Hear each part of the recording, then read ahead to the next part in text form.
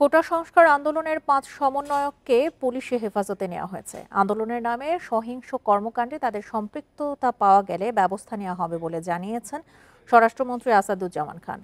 রাতে ধানমন্ডিতে আইনশৃঙ্খলা বাহিনীর সঙ্গে বৈঠক শেষে শিক্ষার্থীদের আন্দোলন প্রত্যাহারেরও আহ্বান জানান তিনি।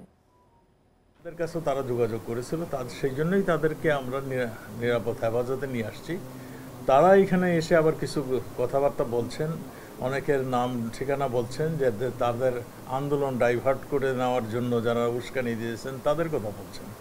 এইগুলি আমাদের পুলিশ কর্মকর্তারা তাদের থেকে শুনছেন এবং তাদের নিরাপত্তাটা সেই ব্যাপারও খেয়াল রাখছেন এবং যাদের নাম ঠিকানা বলছেন সেইগুলো আমরা আমলে আনছি।